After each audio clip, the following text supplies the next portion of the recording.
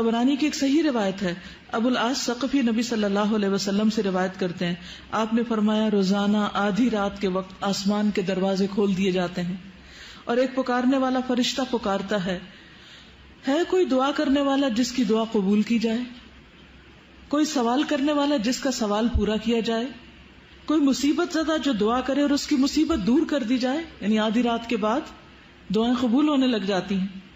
اللہ عز و جل ہر دعا کرنے والے مسلمان کی دعا قبول فرماتا ہے سوائے زانیہ کے جو اپنی شرمگاہ کے ذریعے غیر مرد کو سیراب کرتی. زانیہ عورت جو مرد کا دل بہلاتی ہے زنا کے ذریعے، اس کی دعا نہیں قبول ہوتی. پھر زنا کرنے والے لوگ خود اپنے آپ کو اللہ کے عذاب کا مستحق بنا لیتے ہیں.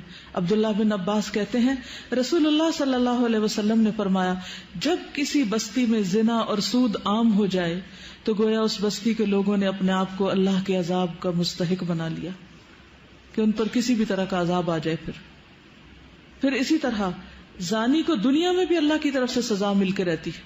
یعنی ایک ایسا جرم ہے کہ جس کی سزا دنیا میں بھی ملتی ہے. حضرت انس کہتے ہیں رسول اللہ صلی اللہ علیہ وسلم نے فرمایا 2 گناہ ایسے ہیں جن کی سزا میں جلدی کی جاتی ہے اور دنیا ہی میں دے دی جاتی ہے.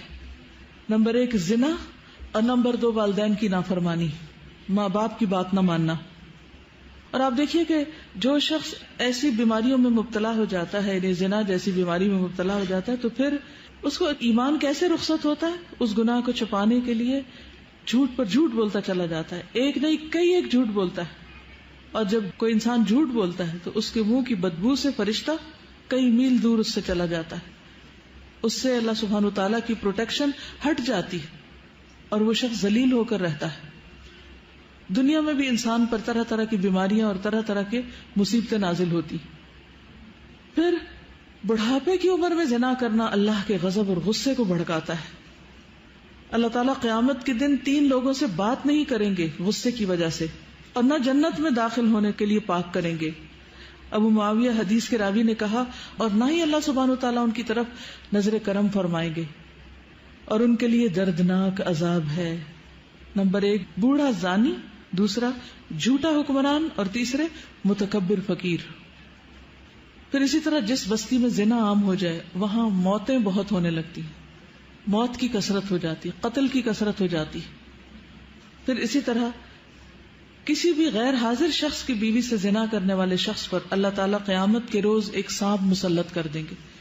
یعنی کسی عورت کا شوہر کہیں گیا ہوا ہے اور ظاہر ہے کہ ہسبینڈ کا یہ کام ہے کہ بیوی کو پروٹیکٹ کرے اور وہ اکیلی ہے، تو اس کو اکیلا پا کر کسی نے اس کے ساتھ اگر برائی کی تو ایسا شخص قیامت کے دن اس انجام سے دوچار ہوگا. عبداللہ بن عمرو کہتے ہیں رسول اللہ صلی اللہ علیہ وسلم نے فرمایا جو شخص کسی غیر حاضر آدمی کی بیوی کے بستر پر آ کر بیٹھتا ہے اس کا انجام اس شخص جیسا ہے جسے قیامت کے روز زہریلے سانپوں میں سے ایک سانپ ڈسے گا. پھر ہمسائے کی بیوی سے زنا کرنے کا عذاب یا اس کی سزا کسی بھی دوسری عورت کے ساتھ زنا کرنے سے 10 گنا زیادہ ہے، کیونکہ ہمسایوں کا حق ہمسائیگی بھی پامال کیا گیا. حضرت مقداد بن اسود کہتے ہیں رسول اللہ صلی اللہ علیہ وسلم نے اپنے صحابہ سے دریافت فرمایا زنا کے بارے میں تمہارا کیا خیال ہے؟ صحابہ نے عرض کی زنا کو اللہ اور اس کے رسول نے حرام قرار دیا ہے، لہذا وہ قیامت تک حرام ہے. پھر آپ صلی اللہ علیہ وسلم نے صحابہ کرام سے فرمایا ایک آدمی اگر 10 عورتوں سے زنا کرے تو یہ گناہ اس سے کم ہے کہ آدمی اپنے ہمسائے کی بیوی سے زنا کرے. ہمسائے کی بیوی سے زنا ایک تو حق ہمسائیگی پامال ہوتا ہے، اس کے علاوہ کیا وجہ ہے کہ اس کو کیوں زیادہ برا کہا گیا؟ اعتماد کا رشتہ ہوتا ہے اور ساتھ ساتھ گھر ہوتے ہیں نا، تو سارے راز معلوم ہوتے ہیں، کس دن کون اکیلا ہے، کون گھر میں ہے نہیں ہے.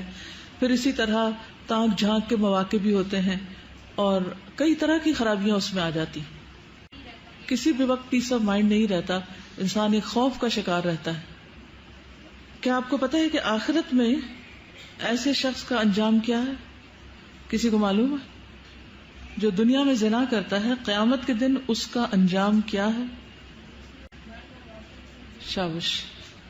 سمرہ بن جندب نبی صلی اللہ علیہ وسلم کی حدیث روایت کرتے ہیں، آپ نے فرمایا کہ معراج کے موقع پر جب آپ نے جبریل سے پوچھا، اور ایک اور روایت آتی ہے کہ خواب میں آپ نے یہ دیکھا سب منظر، اور انبیاء کے خواب حقیقت ہوتے ہیں، سچے ہوتے ہیں.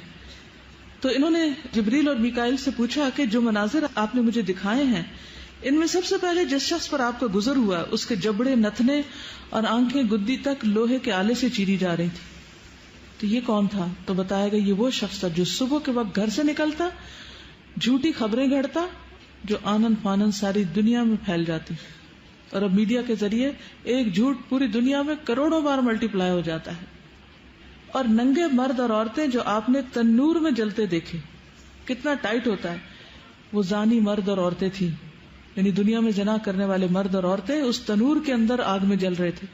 اور تیسرا شخص جو خون کی ندی میں غوطے کھا رہا تھا، جس کے منہ میں بار بار پتھر ڈالے جا رہے تھے، یہ وہ شخص تھا جو دنیا میں سود کھاتا تھا۔ تو آپ دیکھیے کہ یہ ایک ایسی بیماری ہے، ایک ایسی خرابی ہے کہ جس کو افسوس کے ساتھ کہنا پڑتا ہے کہ اس مسلمان معاشرے میں اب آزادی کے نام پر خرابی بھی نہیں سمجھا جاتا۔ یعنی ایک وقت تھا کہ جب اسے ایک بہت ہی بڑی برائی سمجھا جاتا تھا، اور کوئی شخص اگر ایسی برائی کے قریب سے پھٹکتا تو اس کو ایک ذلت کی نگاہ سے دیکھا جاتا تھا، اسے ذلت اور رسوائی کا سامنا کرنا پڑتا ہے۔ لیکن اب آپ دیکھتے ہیں کہ عموماً لوگ اس کو برا نہیں سمجھتے یا معمولی سمجھتے، کہتے اچھا کر لیا غلط کام، پھر توبہ کر لیں گے، معافی مانگ لیں گے۔